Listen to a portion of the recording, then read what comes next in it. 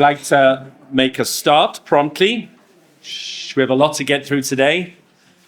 I'd like to thank our sponsors for the academic year 2025. The Shirma is sponsored Le'ilu Nishmois Brana Bas Brandon Zelig Ben Kalman, Zichronim Librocha.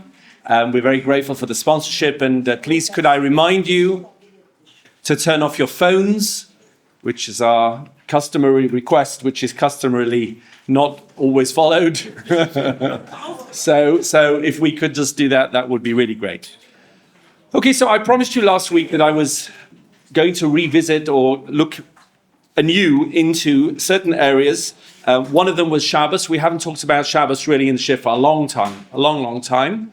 And I'd like to talk about some Shabbos issues. Also some medical ethical issues, which we'll get to over the course of the summer, please God. Again, we haven't, it's honestly years and years since we've done anything of that nature, and there's so much to talk about. So I wanted to start off with a topic which we haven't looked at for a good 7 years, and there's a lot more that I had to say about it now, which is the issue of making early Shabbos. It brings with it many fascinating halachic questions, not just on the issue of davening, but around the whole concept of accepting Shabbat. What does that mean? And I'd like to look at them with you today. I actually made put a few extra sources on the sheet since I gave this in. So we'll stick more or less with the sheet that you have here, but the one I'll upload to the OU will be a little bit even further revised. A few extra things. So let's start at the very beginning. Why do we accept early Shabbos in the summertime? Because we live in the Northern Hemisphere, even Israel, which is not that far in the Northern Hemisphere. Shabbos comes in already quite late, 7:30. By the time you sit down to eat, it's 9 o'clock. People who have young children, they're already past their prime long before then. And certainly people who live in the further north, people who live in England, just in England itself, in London, Shabbos, if you lit at the regular Shabbos candle time, it would be 9 o'clock, 9:15. Already in Scotland, it's even later. In Oslo, the summer lighting time is around 10:25 in the evening right now. And if you're someone that lives in Alaska, where there are Jews in Alaska, in Anchorage and even in Fairbanks, then it gets a little bit ridiculous. So the reason that we accept early Shabbos, honestly, for most people, is convenience. Nobody wants to eat a meal at 10 o'clock at night. And that's going to be an important factor, because if I'm accepting Shabbat just because it's more convenient for my eating schedule, is that the same as accepting Shabbat because I want to bring in its Kedusha earlier, because I want to extend its Kedusha? That's honestly not why most of us make early Shabbat, and then we'll see that that's relevant as well. So let's start from source number one. The world was created in a way that it describes first the evening and then the morning. Vayikra Elokim la'or yom u'lachoshet kara layla vayhi erev vayhi voker yom echad. And therefore we understand that the day begins in the erev, and it's first of all it's erev and then it's boker. So our new day begins at sunset, let's say, around the erev, and it ends at sunset.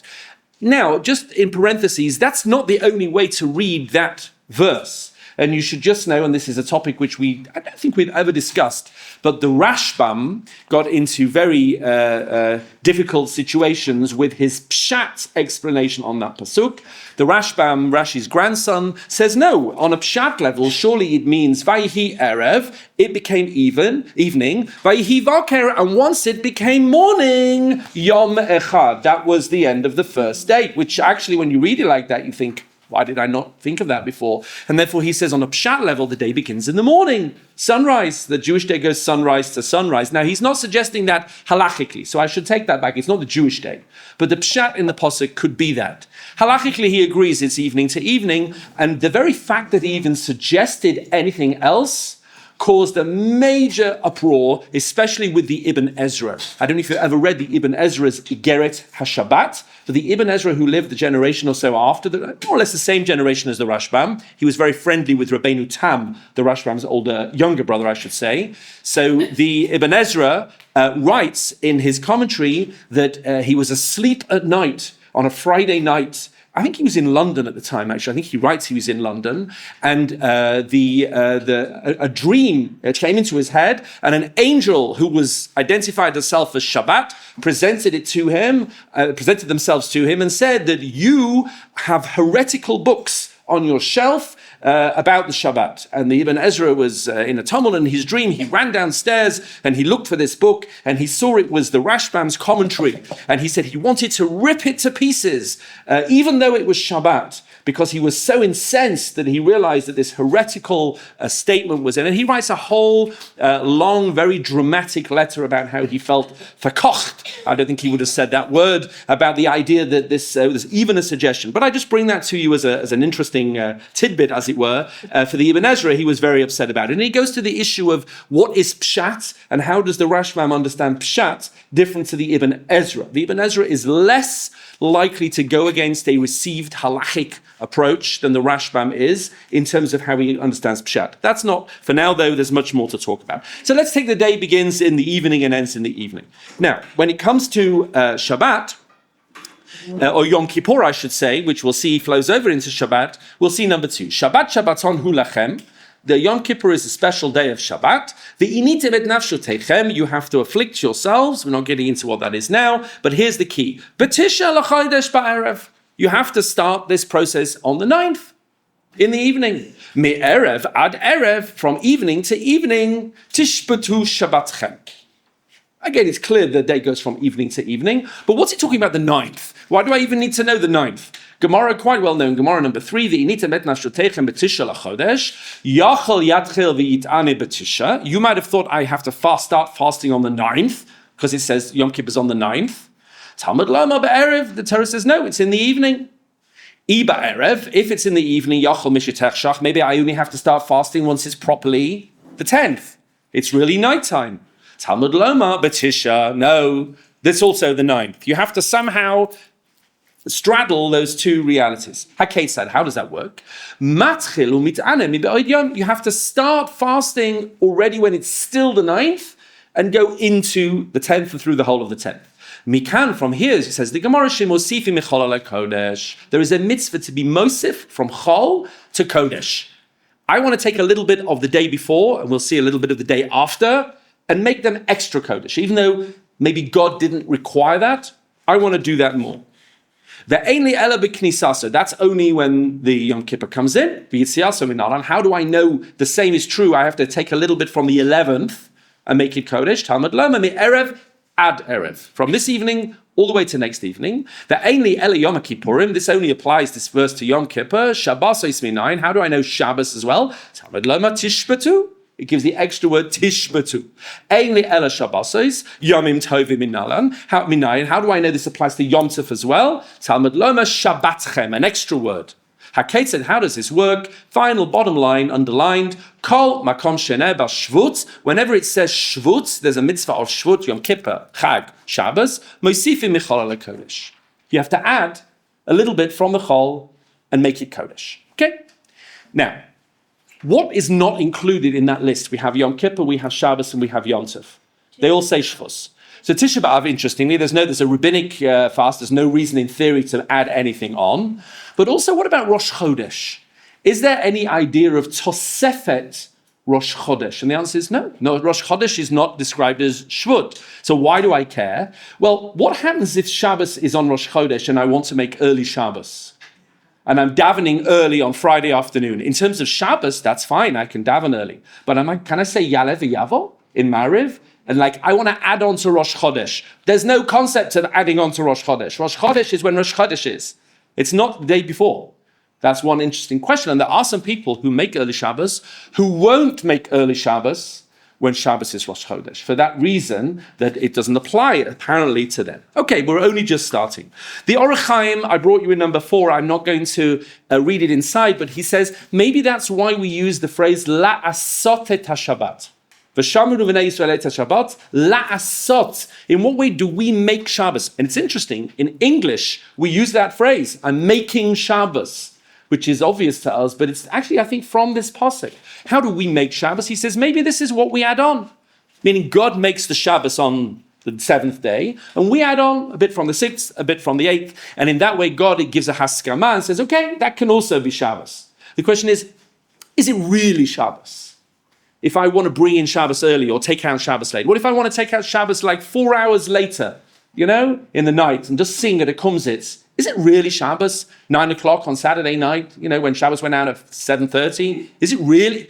So we'll see. What does it mean that it is Shabbos? How do we do that? Etc. By the way, taking out Shabbos late has another resonance, because there is a source, the Achronim add, that we have a tradition that the neshamas are in Gehenna and they get a respite on Shabbos. I don't exactly know what this means. It sounds like a good thing, whatever it is, that you get a little bit of a respite from Gehenna on Shabbos. So the longer we can draw out Shabbos, the better it'll be for those, neshamas that are getting that kind of day off. We can make it a little bit longer for them. That sounds like a good thing to help other people for sure. Hopefully we won't need that help when the time comes. Okay, fine.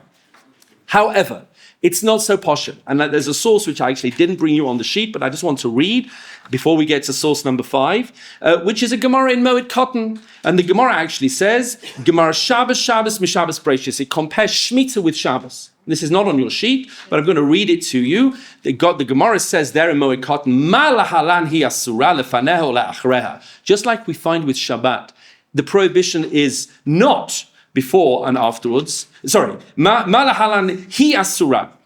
It is prohibited. Lefaneha ul'achareha mutarim, but before and afterwards is not prohibited. Afkan, so too with Shemitah, hi asura, it is prohibited. Lefaneha v'achareha mutarim, but before and afterwards is not. So the Gemara in Moed Katan seems to say, no, Shabbos is Shabbos. Before Shabbos is not prohibited. After Shabbos is not prohibited. Shabbos is just what Shabbos is. And therefore you have these two Gemaras which seem to contradict each other. One of them we saw in Yuma says that you have to add on, and the other one in Moed Katan says that apparently you do not have to add on. And we'll have to work out how we're going to paskin on this issue.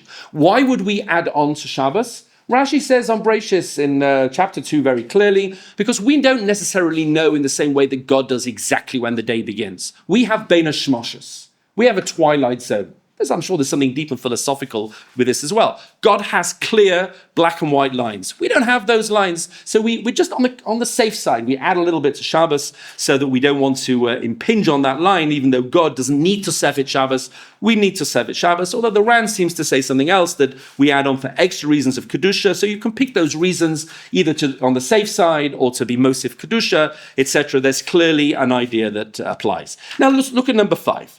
So do we do this? So the Gemara makes an interesting statement. I'm a Rabbi Yosef. So Rabbi Yosef says, Yehei chelki, I want my portion to be mimachnise Shabbos b'Tveria u'mimotzai Shabbos b'Tzipori. If only I could be someone that brings in Shabbos in Tiberias, but takes out Shabbos in Sipori. Now, Tiberias to Sipori is just about walkable on Shabbos, and there are sources that say it was in the Tchum, there were enough little villages in between that you could. Why would you want to bring in Shabbos in Tiberias and take out Shabbos in Sipori? So the Meforshim explain 2 things. Number 1, Tiberias is very low down, and therefore the sun disappears way earlier from Tiberias than it does on the hills, and therefore, the sun's going down, I'll bring in Shabbos early. Obviously, if you live next to a big mountain, you don't need to bring Shabbos in the minute the sun disappears behind the mountain. It could be 1 o'clock in the afternoon. But nevertheless, it's going to be earlier, and Sipori is on the hills, and you can see Shabbos, the sun a little bit later, so you'll take out Shabbos later. So that's the idea. Bring it in earlier, bring it out later. Maybe it's an east-west thing. Tiberias is in the east. So Shabbos will come in that few seconds earlier, and then I'll run to Tzipori a little bit to the west, and I'll take out Shabbos. The same idea that we want to bring it in a little bit earlier, we want to take it out a little bit later. And in fact, this is the halacha. Let's look at Shulchan Aruch. We're going to have a lot of halacha and Maisa. Shulchan Aruch rules this halacha. Number 6. He says, Yesh Omrim. There is an opinion. Shitzarich lahaisif michal el hakodesh. That you have to add on from chol to kodesh. What does it mean, Yesh Omrim? There is an opinion. So it's interesting because we all follow this opinion. Why does it start with a Yesh Omrim? So the Meforshim say, because the Rambam never brings this halacha. And that's one of the mysteries in the Rambam. He never quotes the halacha anywhere of Tosefet Shabbos. So the Shulchan Aruch, who at the end of the day is a Rambam devotee, even though he paskins like the Rambam, the Rosh, and the Rif, it's really the Rambam. The Rambam is king. Not Elvis, okay, the Rambam. Therefore, he paskins like the Rambam. The Rambam doesn't say it. Yesh Omrim. But that just raises the question, why doesn't the Rambam say it? So some people say, well, because the Rambam holds it's not a Torah mitzvah, it's a rabbinic mitzvah. Okay, shkayach, he brings all the rabbinic laws in the Mishnah Torah. That's not a reason to leave it out. And there are some people that want to say, no, the Rambam paskin like that Gemara in Moed Cotton that you didn't have on your sheet. And no, Shabbos is when Shabbos is, and beforehand and afterwards is not prohibited, and therefore the Rambam and the Torah may be paskin like that. But the Shulchan Aruch doesn't. He brings down that we do keep Tosefes Shabbos. V'zman Tosefes Shabbos hi mitzchila hashkia she'ein Hashem ish nireh. Now look at this carefully, because it's not what you think. So says the Shulchan Aruch, when do you add on? From when the sun goes down and is no longer visible, al haaretz, on the earth, ad zman bein hashmoshes, until bein hashmoshes begins. That's when you can add on. Now, that's not how we do it. Because as far as we're concerned, once the sun's disappeared, it's too late. It's already Shabbos. You can't add on. It's too late to add on. And this raises the question that we're going to dive into next week, which is the Shulchan Aruch, together with most Rishonim, held like Rabbeinu Tam, not like we do today. Now, you'll have all heard of Rabbeinu Tam, that there are people who take out Shabbos late. Well, I've got news for you. Rabbeinu Tam also brought in Shabbos late. He rules later than we do. He rules as follows. We're used to thinking, and we'll see the Vilna Gaon Paschas this way, and we'll get into this next week, that the twilight zone begins when the sun goes down, and it lasts for 3/4 of a mil, which is, let's say, about 13 or 14 minutes. That's the twilight zone. Rabbeinu Tam said, no. There's another Gemara that says the Bein Hashmoshes is not 3/4 of a mil, but is 4 mil, which is 72 minutes. How does that work? So the Rabbeinu Tam says, when the sun goes down, that's the beginning of the process, but it's not really Shkia. There's another 3¼ mil. Now, if a mil is 18 minutes, 3¼ times 18 is, a lot. Yeah, 60 something, just over an hour, just around an hour, before you even get into the twilight zone. According to Rabbeinu Tam, who held he held at the beginning and the end of Shabbos, you could be driving your car 45 minutes after the sun's gone down, and you're not even in a suffix zone. 45 minutes, 50 minutes. And therefore the Shulchan Aruch paskins like that, which is not surprising because that was Rov Rishonim. And he says that when you add on, is from when the sun goes down until the start of Bein Hashmoshes around an hour later. Now, there's almost nobody left that does this. I don't know. No, Chabad don't do this. The Amshinovas, maybe, whatever. You don't see people driving their cars with payas flying in the wind 45 minutes after the sun goes down. Now, the question is, if most of the Rishonim paskin that way, why on earth do we not all keep Rabbeinu Tam on the way out? Meaning we can be machmir as we like on the way in, but when we make Havdalah at the end of Shabbos, we're breaking Shabbos according to Rabbeinu Tam and Rov Rishonim and the Shulchan Aruch. It's a pella. Therefore, the people who keep Rabbeinu Tam are not some crazy frumas who want to keep this weird chumrah. They're actually apparently following a very mainstream position. Now, don't get me wrong. I don't keep Rabbeinu Tam. I'm not trying to guilt trip you into keeping Rabbeinu Tam, but it is a very, very sensible chumrah. And they're machmir at the beginning. Very few people, if anybody, is mekel, is lenient at the beginning and as well. They're machmir at the beginning and they're machmir at the end. Because we don't basically paskin like Rabbeinu Tam at the beginning, but why would you not be choshesh for Rabbeinu Tam at the end? Anyway, so that's when the Shulchan Aruch says you should add on. And again, we'll see we don't do this. The hazman hazeh, in number 6 still, rotze la'asot kula tosefet, if you want to make it all tosefet Shabbos, you can. Rotze la'asot mimenu miktzat, if you want to make a little bit of it tosefet Shabbos, then you can also it's up to you. As long as you add on a time which is vadayom, which as I said for him is even after the sun goes down, but not for us, michol el hakodesh. You have to add some time which is definitely chol to kodesh.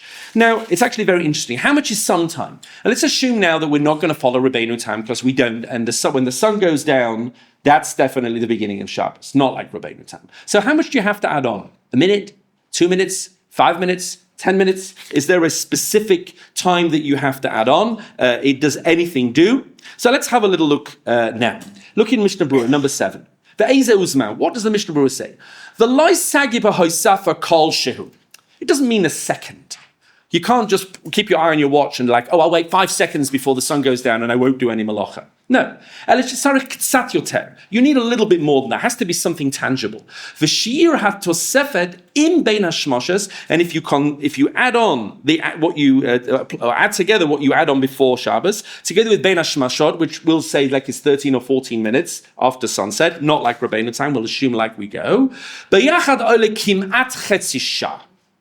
Around half an hour. So he's saying basically around 15, 20 minutes before the sun goes down, which together with the 13, 14 minutes after sunset, which is our twilight zone, that's good enough. Around a half an hour. And that's more or less where the minhagim are. So 18 minutes, 20 minutes, again, before the sun sets, which together with bein hashmashos will get you to around about half an hour, which we'll talk a little bit in a minute as to how that works. I brought you in a footnote here that Rav Moshe Feinstein says at least 2 minutes, meaning ideally 20 minutes or so, but at least 2 minutes. The Aven Ezer says 4 minutes, others say 5 minutes. Again, you should really be bringing in Shabbos at candle lighting time, because that's the advised time. But if you are running a little bit to the wire, you can add on a little bit as long as it's 3 or 4 or 5 minutes rather than a few seconds.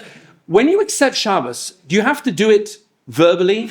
Does there have to come a point when you say, okay, I'm ready, I accept Shabbos, or not? So there is a 3-way machlokus on this. Some people say, yes, you have to. You have to at some point say verbally, I am now accepting Shabbos. And these are the minhagim that we have of Kabbalah Shabbos. Where does Kabbalah Shabbos come from? If you'd gone to the Rambam and said, like, what tunes do you sing for Kabbalah Shabbos? Even if you said Kabbalat Shabbat, he wouldn't have known what you were talking about. They didn't have Kabbalat Shabbat. They just have Ma'ariv. We have Kabbalat Shabbat so that we can run into Shabbat and add on to Shabbat. And therefore, when we say Boi Chala in Lecha Dodi, that's Kabbalat Shabbat. Or at least Mizmor Shir Yom Shabbat, that's Kabbalat Shabbat. The problem that we have, though, is the way we run our shul timetables is that's usually way after the sun's gone down. By the time you get to Mincha, and most people are late for Mincha, and by the time you've davened Mincha, done Chazaras Hashatz, sang all the Kalbach Nigunim in the world, okay, and then you get to Boi Chala, it's like, way too, it's probably Vadain Laila. So there are people that want to say, no, you should make a point of yourself being Makabel Shabbos when you finish Mincha, even after the silent Shemona Esrei, if it's like you look at your watch and say, look, time is moving on, and then that's good. The only thing you need to be careful about doing is not being Makabel Shabbos before you daven Mincha, because then you're really stuffed, because then you can't daven Mincha. It's Shabbos. Once you accept Shabbos, it's Shabbos. Now, can you unaccept Shabbos? We'll get to that in a minute. But before you daven Mincha, that's why there are people, especially the Yekas amongst us, who will not say Shabbat Shalom before they daven Mincha. Because if they say Shabbat Shalom, maybe that is enough to say, good Shabbos, oy vey, I've lost my Mincha. Okay? Now, that's already a little bit on the strict side. You should know Rav Yoel bin Nun is makpid before Mincha to say Shabbat l'Shalom, and after Mincha to say Shabbat Shalom. He doesn't do anything without having thought it through very, very carefully, okay? And I asked him once, was this Shabbat l'Shalom? He says, well, I don't want to lose my mincha, etc., etc. There are others that say, no, as long as it's mental, that's okay, a mental acceptance, or maybe even just a passive, I'm not doing any malacha. So even if you never explicitly said it, it's probably okay, yeah. You talked about 20 minutes, but what about the Minhag Yerushalayim? Good. So the Minhag Yerushalayim actually is there for another reason, which we'll see in a minute when we get to that. One other thing I just wanted to say, in Alon Shvut, Rav Rimon, I don't know if he introduced it, but before we daven Kabbalah Shabbos, we sing a song, V'zakeini l'kabel es Shabbatot b'rov simcha, and the reason we sing that song is so that we can all be Makabel Shabbos before Shkia, so that everybody can actually do that. There's sometimes you think that's a nice song, why are we doing it? The reason is very specific. Okay, let's go on. The source number 8. The Mishnah Berurah says, Ulefizeh, from what we've said, you have to be very careful not to do any malacha once the sun is set. Even for a mitzvah, you can't do it. Kagain had lakas neiras, you can't light candles once the sun's gone down. Lesuda Shabbos, you can't make Shabbos, you can't cook. Once the sun's gone down, you've really missed it. You have to finish all the malacha before the sun goes down, because then you're into the twilight zone, and that's not good. You say good advice, which I don't always get to follow myself. Don't leave it till the last minute, he says. Look when the sun is in the tops of the trees. That should be a sign to you that it's nearly Shabbos. You shouldn't still be on your computer, okay? As my wife would tell me, it's time, okay? Someone who wants to be machmir, uporesh atzmo mimalacha chetzi shah or akaponim shlish shah kodim shkia. He's adding on a little bit more now. Maybe not just 30 minutes, including Ben Hashmoshes, but a half an hour before the sun goes down, which will be like your 40 minutes, including Ben Hashmoshes, okay? Or at least 20 minutes before the sun goes down. Ashrei loy, dehu yotzi b'dei yidei shitas kol harishonu, because then you can be yotzi according to everybody, and therefore you end up with this now sort of the inflation of how long you have to keep before Shabbos. 18 minutes, 20 minutes, 25 minutes, 30 minutes, even 40 minutes. Interesting, the 40-minute concern, the minhag of Yerushalayim, is because there are those that say you should wait a half a halachic hour before Shkia. And in the summertime, a halachic hour, dividing between, we'll see morning and night, we'll see what that is more than 60 minutes. So half a halachic hour will come up to more like 40 minutes of regular time. That's really where 40 minutes comes from. Next week, we'll talk about the Shita of the Yereim, which we're not going to get into now because it'll take us too far. We still have a lot to do. Okay, fine. Is Tosefes Shabbos really Shabbos? I make early Shabbos. I come home from shul. It's still light. We make Kiddush. Is it really Shabbos? Or am I it's as if it's Shabbos? I've taken on myself that I'm keeping Friday ke'ilu that it's Shabbos. We will also walk back to shul and seeing all these people driving. Right, correct. So is it really Shabbos? So let's have a look at number 9. So number 9 is a very interesting thing. Okay, you might think that the time of you've added on is not in the prohibition. It's like not chayv kares maybe. But it's actually a lav. It's a negative mitzvah. You might say that the negative mitzvah of not doing malacha has already kicked in when I add on to Shabbos. He says, no, not even. Talmud loyma, v'chol malacha lo ta'asu be'etzem hayom hazeh. When it comes to the isser of malacha on Shabbat, not only the chiyuv of kores, but the isser, the prohibition of malacha, be'etzem hayom hazeh. Alitzumo shel yom hu muzhar. The actual negative prohibition not to do malacha is when it's definitely Shabbos, not what you add on. Ve'einu muzhar tosefet malacha, and not what you add on to. So, what is the status of that time that I've added in? I brought in Shabbos an hour and a half before. It's not actually Shabbos. So there are two ways of looking at it. One way of looking at it is that there is a separate mitzvah of adding on Kedusha. That's the mitzvah I'm doing. I have now done the mitzvah of, and some people say it's a Torah mitzvah, of adding on to Shabbos, and that's why I'm bound by it. It's a separate mitzvah. It's got nothing to do with Shabbos itself directly, the malacha, but it's another mitzvah. By the way, this raises the question, are women obligated in Tosefet Shabbat? So you'll say, well, of course they are, because women are obligated in all the dinim of Shabbos.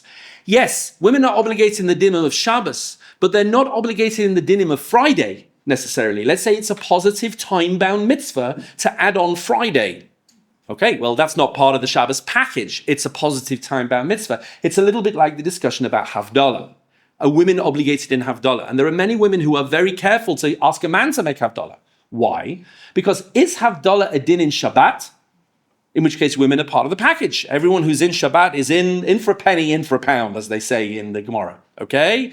So women are obligated in that. But if Havdalah is part of Motzei Shabbat, it's a positive mitzvah you do on Saturday night, well, it's a positive time-bound mitzvah. Women will not be obligated by that. It's a Saturday night mitzvah, not a Shabbos mitzvah. The same is Tosefet Shabbat. What is the status? So maybe it's a separate mitzvah. Let's assume women are obligated, which is what most poskim say. So what is it? So maybe it's this extra mitzvah. Maybe it's a neder.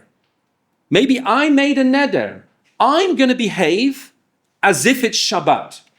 And that's really binding in a positive mitzvah. I'm not, I have a mitzvah to keep my neder. But once you say that, then it raises some interesting questions. What if I change my mind? What if I bring in early Shabbos, and then I realize, oy vey, I've forgotten to do something really important, and can I run to the Rov down the road and get Hataras Nedarim? Can I put together a little beis din? Okay, I need 3 people, I've taken on Shabbos, I need 3 men, I want to untake Shabbos. Can I do Hataras Nadarim? And then it's Ois Shabbos. If it's a neder, then why not? If it's a neder, can the husband be meifir the neder of the wife? Hafarat Nadarim.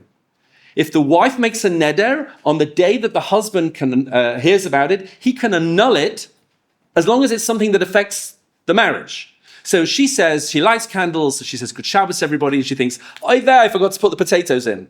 Okay?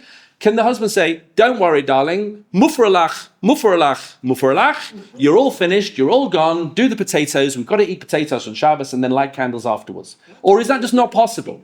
What's that? Why can't we put any potatoes? Oh, I never even thought of that. That never even occurred to me.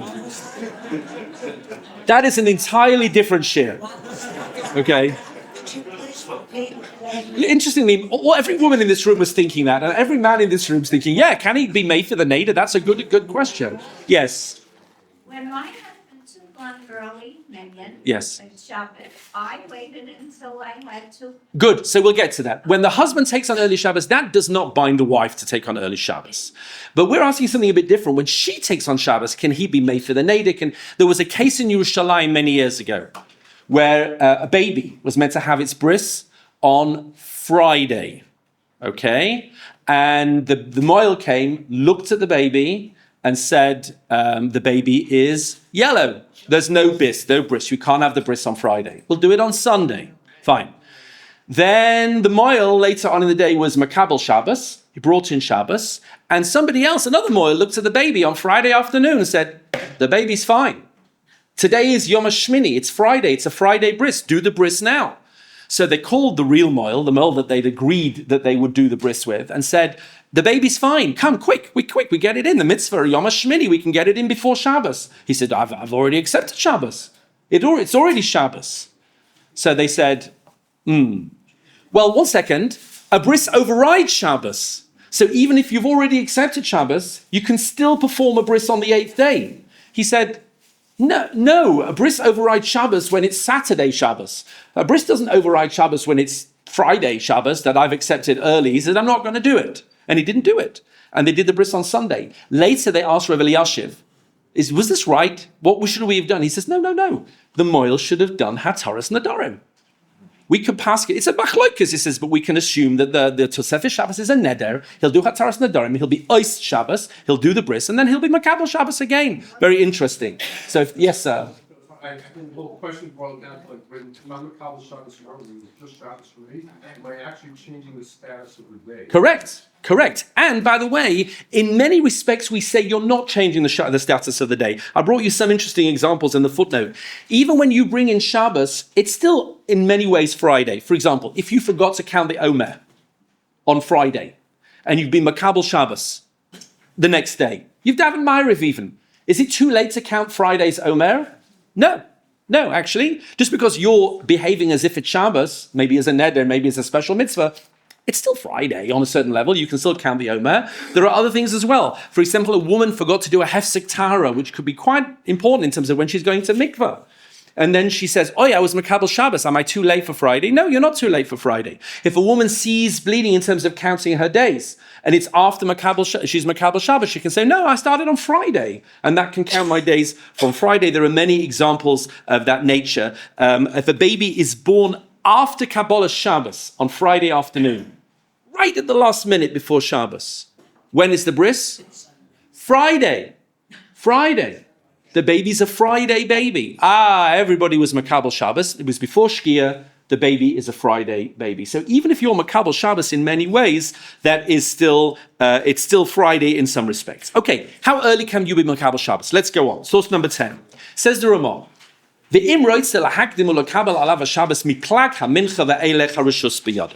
you have all the way back to Plag HaMincha. What is Plag HaMincha? So Plag HaMincha is 1.25 halachic hours before the end of the day. It's not very complicated. You divide the day, we'll see what the day means into 12, from beginning to end, 12 halachic hours, 1.25 hours before the end, i.e. 10.75 hours into the day. That's Plag HaMincha.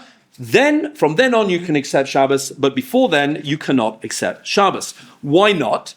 Because before Plag HaMincha, you can't even daven Ma'ariv. We'll get to that in a minute when we see that. And therefore, Plag HaMincha is the earliest you can ever say it is the next day. And the Mishnah Berurah says that's how we pasken. And therefore, if you were to bring in Shabbos before Plag HaMincha, and you need to check the times. If you're making early Shabbos, you need to check the times. Then it's nothing. We pasken, it's nothing. We'll see in a minute at Trumas Hadeshen, very interesting, which maybe say otherwise. But we say, sorry, you lit candles too early. You have to put them out and light again with the bracha. You daven Ma'ariv too early. If you bring it, you have a Shabbos, early Shabbos at 2 o'clock in the afternoon. No, sorry, it doesn't do anything. It's before Plag HaMincha. It's too late. And therefore, when we make these early Shabboses, the woman has, if she's lighting candles, she can't light candles before they go off to shul for early Shabbos because they're going to daven mincha, we'll see in a minute, before Plag HaMincha, and it's too early to be Makabel Shabbos. She has to wait a little bit. Like you said, she doesn't have to bring in Shabbos early just because he's doing early Shabbos. Does she have to have the candles lit when he comes home? Preferably. Rav Moshe says it's better that the candles are lit because it's not just for her, it's for the whole house, and he shouldn't come home from shul, good Shabbos everybody, she's still running in the shower and lighting the candles. That's a little bit, says it's not ideal, okay? I don't know if it's necessarily completely ossa, but it's not ideal. Nevertheless, she can't light the candles before Plag HaMincha. That's very important. I mentioned before that we'll come back to that. There are certain times when people don't want to make early Shabbos. Rosh Chodesh. There's no such thing as Tosefet Rosh Chodesh. What about a Yortzeit? Someone has Yortzeit on Shabbos. And they say, okay, we're making early Shabbos. Who said there's Tosefet Yortzeit? Meaning, if the Yortzeit's on Shabbos, the Yortzeit's on Shabbos. If he's going to daven from the Amud and say, I'm davening because, it's my father's Yortzeit or something, then who says he can do that on Friday afternoon? It's not the Yortzeit. Oh, but I brought in Shabbos. Yeah, you brought in Shabbos. Are you going to say it affects the neshamas in Gehenna? Okay, so maybe for the neshama, let's say my father's not in Gehenna, okay?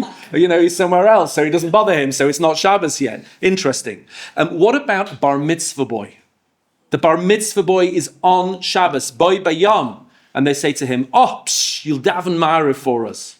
Can he make early Shabbos? I mean, the bar mitzvah there's no such thing as Tosefet bar mitzvah. There's Tosefet Shabbos, it's a Kedusha thing. Who says he can daven Ma'ariv from the Amud as a 12-year-old? He's missing 2 or 3 hours, an hour. You're not bar mitzvah yet. But I brought in Shabbos, shkoyach. But does that mean you're 13? No, you're still 12, and 364 and a half days. Yes. Since you brought up the issue of Rosh Chodesh, when davening an early Ma'ariv at Prague, Yes. as far as I know, people are knowing to say. Yes, they do say Yalav Yava, correct. Why would that be any different than saying That's- on the Shabbat? Okay, good. I'm not saying it's definitely a problem. I'm saying there are people who hold. I believe it was Rav Jolti, I think, who said it's okay if you say it's, but yeah, I put it in the footnotes. Okay, let's go on. I've got a lot I want to cover, and I certainly don't want to talk about this for 2 weeks. Okay, fine. Let's go on to source number 12. There's an interesting statement in source number 12. It says the Gemara, Rav Iklalebe Geniva, this was Rav's, another Chocham's house. He went to this other person's house, but Tzalish Shel Shabbos be'erev Shabbos, and he davened early Shabbos. He made early Shabbos. If Rav can make early Shabbos, then I can make early Shabbos, right? Not so fast. Shma mina, we learn from this, mitpalen adam shel Shabbos be'erev Shabbos. We learn from this that it's possible to daven Ma'ariv on Erev Shabbos early. Now Rashi says, Shekibel alav Shabbos min be'oid yom. Rashi understands that he's bringing in early Shabbos. He davened early on Shabbos. However, it's not so straightforward because it may be that he was just davening early because he always davened early. Meaning the story says he davened Ma'ariv a little bit early on Friday. Well, maybe he also davened Ma'ariv early on Thursday, Wednesday, Tuesday, Monday, and Sunday as well. When is the time for Ma'ariv?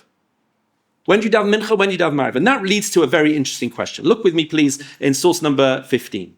So the Mishnah, when it comes to mincha Ma'ariv, says, Tfilat mincha ad ha'erev.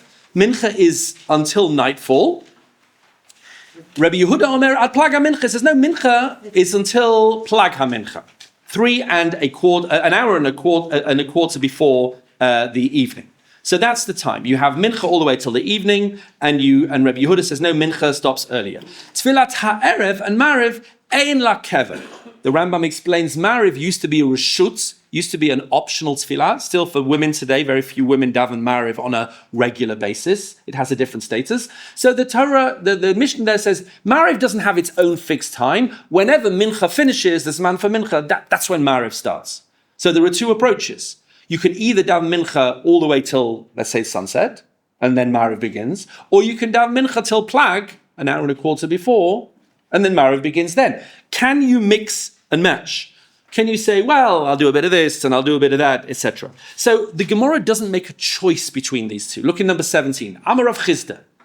Nechzi ano, we can see now. Midirav maslis Shabbos be'erev Shabbos mi'ba'oidion. Since Rav davened early, we saw that he did this on Friday, either because it was special or because he always did that. Shma mina halachak Rabbi Yehuda. The Gemara says, no, it's because he holds that Mariv begins early. He would have done that on a Wednesday and a Tuesday and a Monday as well. Midirav hunev rabbanon lo yavi matzlu ad orza. But we see other rabbonim, other Amoraim, that would not daven early. They would only daven by nacht. Shma mina ein halachak Rabbi Yehuda. So that sounds like the halach is not Rabbi Yehuda. You have to wait till nightfall for Mariv. You can't daven from plag. So the Gemara says, what are we going to paskin? Interestingly, hashta deloy itma hilchasa loy kamar v'loy kamar. Since there's no decisive conclusion in the Gemara, either this way or that way, you get to choose. The avad kamar avad. If you want to do like this view, you can do it. The avad kamar avad. If you want to do like that view, you can do it. Meaning you get choice. If you ever complain, I don't feel I have halachic choices in life. This is a choice. You can decide, I want to paskin the minchas till plag and mariv straight after that, or I want to paskin the minchas till nacht and mariv straight after that. You choose, it's your life. Shulchan Aruch, go to source number 18. Shulchan Aruch says, basically, I'll cut it short because I'm not going to have time to read all the long sources. The Shulchan Aruch says you can choose, but you make a choice for life. You make a choice for life. You choose. The big moment as a bar mitzvah boy. What's it going to be then? You're going to go down mincha till nacht, or you're going to mincha till plag? And then you stick to it. And that's you for the rest of your life. He says, if you're in a pickle and you realize that you've messed it up and you've left it, you can, as an exceptional thing, you can go like the other opinion that day. But really, you've become an early man or a later man. And you have to make that choice. And he said, our minhag is to wait until nacht to daven.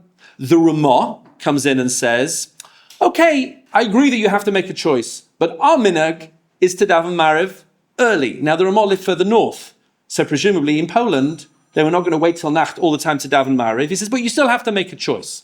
Now, are we machmir like that? Do we say to people, okay, make a choice and subscribe, which you're going to do? The answer is no. We're not machmir like that. People can do one day like this, one day like this, one day like that. Sometimes they like to daven mincha gedola, they'll daven mincha at 2 o'clock, and the next day they'll say, okay, works for me better to daven mincha katana, daven mincha at 6 o'clock. That's fine. We don't make you make a choice.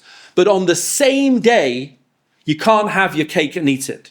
You can't daven mincha late, after plag, and then say, you know what, I'll daven mariv early, before nacht. So you can't do that, because then you're passing like nobody, because nobody says that. Nobody says you can do both. That's completely contradictory. But we do. We do. So the Mishnah Berurah brings down and says it's not very good to do this. But when you have a minyan, and you certainly shouldn't do this if you're on your own, because you've got no excuse, you can always daven whatever you choose. But if you're in a minyan, and the only way you can get a minyan is by doing it at a time where it's like Tarti Desasri, both of them, okay, that's the only way you can get a minyan, that's the only way you can get a minyan. And that's actually what happens in a lot of communities in Chutz La'aretz. They daven every night at 7:30 or whatever it is. They daven mincha, they daven mariv, and mincha's after plag. Let's say plag is 7 and mariv is before nacht, and it's a big tumult. But that's the only way they're going to get a minyan. More and more, the more yeshivish crowd is becoming more particular, that the mincha is exactly timed to be exactly before plag, and mariv is exactly after plag, or at least you time it in the shtibelach so that your mariv's at least after the sun goes down. It's at least in Bein HaShmoshes. And I've done, a lot of people do that. But really, you shouldn't be mixing and matching. It's really not ideal. But that feeds into the whole Friday story as well. So why doesn't everybody make early Shabbos? It seems like a perfect thing to do. Because the Vilna Gaon was very against it. Have a look in source number 21. And then we'll see a beautiful Truma Sadeshen, which I think you'll find very interesting. Says, this is the commentary of the Vilna Gaon on Shulchan Aruch.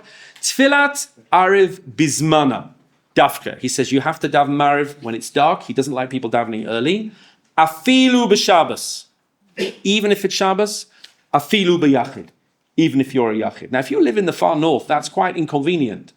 I remember when I was in law school, I was in a place called Chester, and there was no minyan that davened earlier, and I was on my own. I'd have Mariv on my own every single night. And in the summer, it was like 10 o'clock, 10:15, 10:30. I needed to get my beauty sleep and go to bed. But we managed. But he says that's why a lot of people turn around and said, no, you cannot daven Mariv earlier. You can only make Shabbos when Mariv is at Nacht, because generally speaking, and in Israel, I think they're very particular about that. Most places, it's very rare that you get a Mariv minyan before Nacht. Okay, it's almost always after Nacht, and that's how it works. Have a look at this Trumas Hadeshen with me, because I think this is a lot of fun. Number 22, the Trumas Hadeshen. He lived in Germany, in Central Europe, I think more in Austria, in the 15th century. And he says as follows, Shaila, number 22. When it's a long summer day, he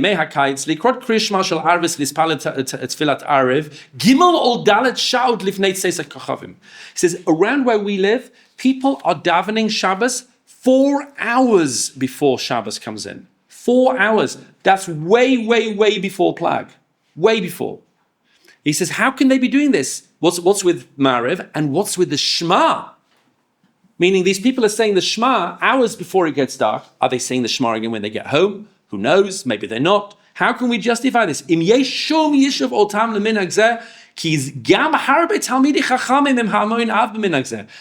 Talmidei Chachamim doing it. You'd never get away with this today. Doing a Shabbos afternoon mincha, and Mariv 4 hours before Shabbos comes in. But he says, this is what's happening all around me. And look what he says. Tshuva. We have no way of explaining how they do this. Gimel or Dalet shots. We don't know. When Rabbeinu Tam says Plaga Mincha onwards, you can daven Mariv, Rabbi Yehuda, and maybe you can even be Yotze Shema. Now we don't do this today. We repeat the Shema, but maybe you can argue that you can be Yotze the mitzvah of Shema, the nighttime Shema, even from Plag. Hutzvila Shal Aravis, and we daven Mariv. That's from Plag. Because of a Mordechai v'agos ha'moinis v'ravya, because of the Divrei Rabbeinu Tam ikahem. Okay, we follow Rabbeinu Tam. We live in Europe. And if you want to wait till Nacht, you look like a big frummer. So it's very interesting. He says, don't you cast aspersions on the fact that we daven Mariv early from Plag, not earlier. And you say, I'm going to wait till nightfall. It looks like you're frummer than the whole Ashkenazi population. And by the way, Rabbeinu Hananel said the same thing. In North Africa, they used to daven earlier as well, and people who insist on davening Mariv late and make out that everybody else is wrong. How can you do this? You're all wrong. How can you turn around and say that Kehillah is wrong? That's called arrogance. It's religious arrogance. It's frumkeit in its worst sense. He says, you can't do that. Okay, but that's from Plag. That's a whole different story. After the ellipsis. You can't justify this minhag that we have in Austria based on the Talmud. It has to be from Plag. I'm going to try them. Because again, he's faced with a problem. There are Talmidei Chachamim in Austria who are davening early Shabbos 4 hours before it gets dark. And there's no basis for it. But I said, I've got to find some reason to justify it, because how can everybody be wrong? So look what he says. So this is my try. People are very weak. The whole world is very weak. I mean, it's interesting. Maybe after the Black Death, Taka. This is not so long after the Black Death. It says there's a lot of weakness in the world. The Jews are hungry. They need their food. They're starving. This is like my grandmother wrote this tshuva actually. But they need to eat on this Friday. They can't wait till this night. But Yamarukim, it's the nighttime at 10 o'clock. If you tell people they can eat early and not make Shabbos yet, they won't come to shul at all. Tell people so have a bite to eat early and come later to shul. That's not happening. A bite to eat is the end of the day. No one's coming to shul. And that's why a lot of people don't want you to eat at all on Erev Shabbos in the afternoon because you're not going to come to shul. So it won't work to daven tefillas, to eat early. And therefore the scholars weren't able to stop the people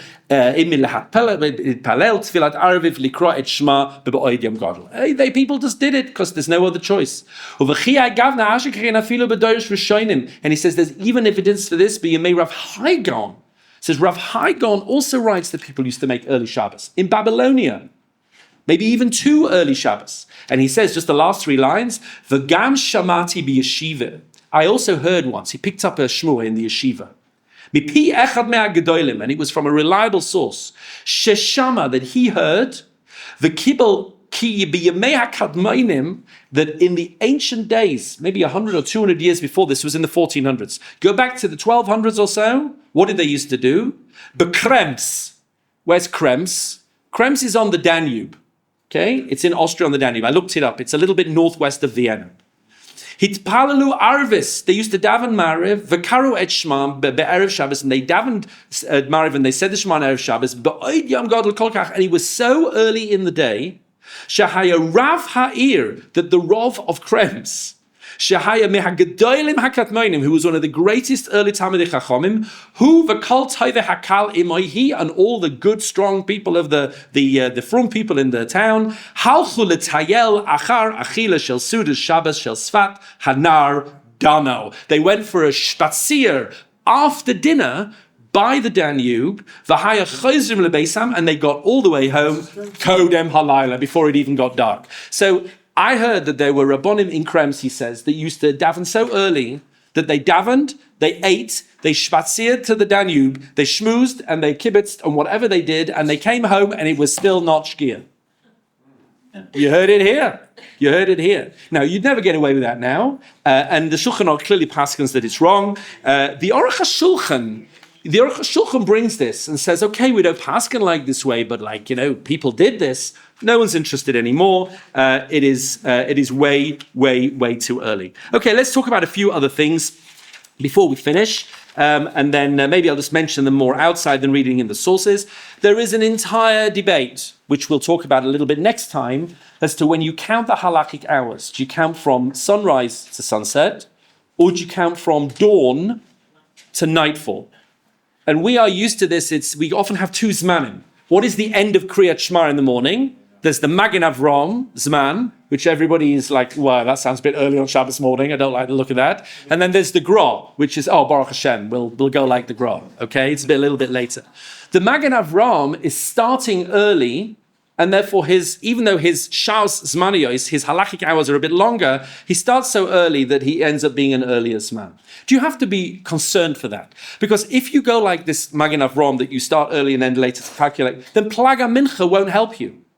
Because Plaga Mincha ends up being more or less when the regular candle lighting time is. And that's another reason why people say we don't like making early Shabbos. Because if Plaga Mincha really is the Magen Avram calculation where you start earlier and later to get your halachic hours, then it's just too late. It's way too late. And therefore, why would we even do this? We don't gain anything.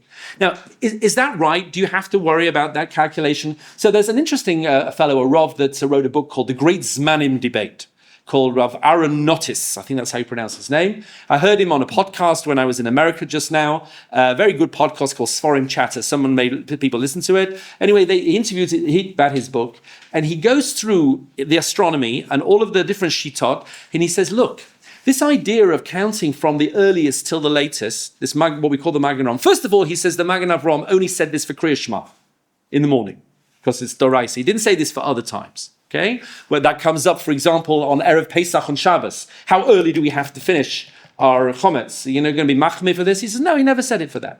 And he said, if you look in the Levush and the Vilna Gaon, they completely dismiss this as being a complete error. They say it's just astronomically wrong. It's not this rabbi that says this or me. The Vilna Gaon says, because what? Because you have an equinox. What's the equinox? What does equinox mean? Equal day and equal night. It says the equinox, the way that you calculate the Zmanim is based on the astronomy. It's not some abstracted system. And on the Tkufot of the equinox, in the March and the September equinox, the day and the night are equal. And if you calculate from sunrise to sunset, Taka, they are equal. But if you calculate from dawn to nightfall, they're nowhere near equal. So what is an equinox? There's no such thing as an equinox. You're going to say, well, they don't have to be exactly on that. He just dismiss it. He says, no, you don't have to be worried for it, and therefore I'm not telling you what to do. And clearly other poskim are worried, but this fellow was very dismissive. He said, look, it's just astronomy is wrong. He wants to say that the Sephardim in the Middle Ages had much, much better astronomy than the Ashkenazim. The Ashkenazim living in Northern Europe in the 12th, 13th, 14th century were, they didn't really have the Greek Masorah on this. The people living in Morocco, in Babel, they had a real astronomy. Maybe they could see the stars better, I'm not. It doesn't quite work because even if you're living in France, you can see when the day is equal to the night. Rabbi Tam sitting there in a field in Perpignan, wherever he's living, can just spend one day in the middle of March or September, sit outside and look. Okay, they didn't have a watch. They had a sundial. Okay, it was always cloudy. You can try and work out whether this kind of fits or whether it doesn't really fit. Anyway, a couple of other things before we finish. Even if you make early Shabbos, you still have to say the Shema again after it gets dark. If you're a man, if you're a woman, you don't have to, but there's no reason not to. But if you're a man, you have to say the Shema. We do not rely on those opinions that say you can say the Shema already from Plag, and the Shulchan Aruch brings down you have to say the Shema. What about starting a meal in the Zman for the Shema? That's an interesting thing. There's a halacha that says that in the half hour before Nacht, when you have to say the Shema, a man shouldn't sit down and make kamotzi because he's going to forget to say Kriya Shema. Now, where does that leave your early Shabbos? Your husband goes to shul, makes early Shabbos, Baruch Hashem, everything's there. He comes out, he goes, oh, I'm sorry. It's actually now within the half hour's man before the Shema. We're going to have to wait for 40 minutes before we make hamotzi. Like, what was the whole point of making early Shabbos? The kids are crawling up the walls. Okay? So do you have to be choshesh for that? So if you manage to get in early before that half hour's man, then it's fine. Then you can say Shema at the end of the meal. I always put my watch on if I make early Shabbos, on my other arm, so that it's a reminder. You can put something on the table, says say the Shema or something. That's good. The Mishnah Berurah brings down that if your family's going crazy and it's everyone's upset and it's shalom bayis, then okay, you can start the meal within that half hour. But then he says, really, you should keep your eye on the time, and as soon as this man comes, you should say the Shema in the middle of the meal because you started really in the wrong time. But okay, if shalom bayis, that's okay. A couple of other things. There is this whole Aruch HaShulchan, I brought you in source number 29. There were people that said they didn't want to say Kiddush in the first half hour of the night. Why? Because of planet Mars. Mars is rising in the astrology. And therefore there were people who he said, in the non-Jewish world, used to sit and cry in the first half hour of the night because it was a dangerous time. Mars is the god of war. It's a dangerous time. It's a time of danger. And he says there were people who said maybe we shouldn't say Kiddush during that. He goes absolutely ballistic. And he says, no way in the world you are going to tell me that I can't make Kiddush because go and sit there and then cry because Mars is rising. We're not subject to the stars in that way. And therefore he completely dismisses it. Okay, last couple of things. What about eating your meal while it's still Friday? Okay, I brought in Shabbos. I accepted the Kedusha. That's great. But am I yotze the Shalos Sudas on Shabbos? I have to eat 3 Sudas on Shabbos. And does it count if one of them is on Friday? Is it when you start? Is it when you start? So certainly if you finish and it's already dark, everybody's happy. But what if you finish already earlier? Look at the rabbi in Krems who had already finished and gone for a walk and come home.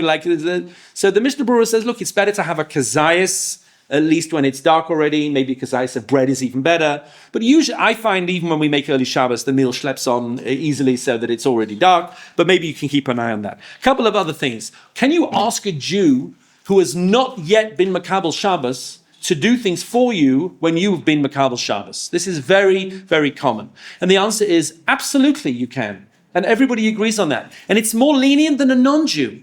If I accept early Shabbos, I can't ask a non-Jew directly to do things for me because it's called a Amira La'akum. I'm not allowed to ask non-Jews directly to do things and benefit from them. But that's because this non-Jew doesn't have his or her own Shabbos. They're just part of my Shabbos. But another Jew who has a completely different valid definition of when Shabbos is starting for them, it's just not Shabbos. They have an independent Shabbos. And therefore you can for sure ask, as long as it's not obviously when they're meant to be accepting Shabbos, but you can ask a Jew to do malacha for you when you've brought in Shabbos early. I used to have the job when I was living in London as the gabbai of the shul to find a non-Jew in the street on Shabbos afternoon to turn on the fans that the caretaker always used to turn off, and we were schwitzing in the shul.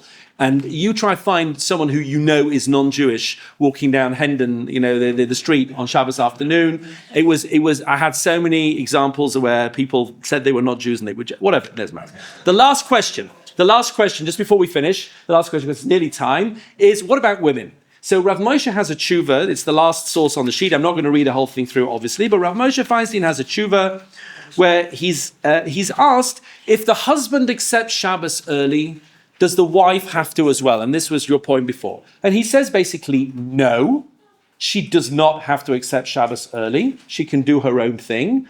She said, it's better if she's doing malachas for him, that she doesn't do them after he accepts Shabbos. He says, but even that's a bit of a chumrah. And the Shemira Shabbos Chasa says, it's not really, exactly right. And he says, but when he gets home from shul, already it should be like a Shabbostic atmosphere. And then he says, but it could be actually that this is completely different if the community accepts. Let's say you live in a town, and there's one community in the town, and that community accepts early Shabbos. This is a very important point. It may be then that you don't get a choice, because the Shulchan Aruch says that you are dragged after the community in the town. There's one shul, they make early Shabbos. You can't make late Shabbos then, necessarily, unless maybe there's a very good reason. But in most places that Jews live, there are at least two shuls, the one they go to and the one they don't. And therefore, if one of those shuls is making early Shabbos and one of those four shuls is making late Shabbos, so then you're good to go. Yes?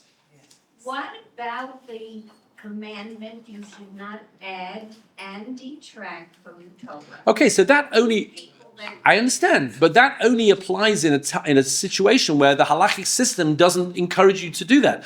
You could ask that about every D'Rabbanon. The rabbi said, I have to now light Friday candle. Well, the Torah never said that, so why are you adding on? No, the part of the Torah system is to accept the rabbinic law system. It's two of the 613 mitzvahs. So the Torah only says not to add on when there's no legitimate reason for adding on. You just want to have Shabbos on Sunday as well. But when there's a whole mitzvah to add on, there's no problem to add on.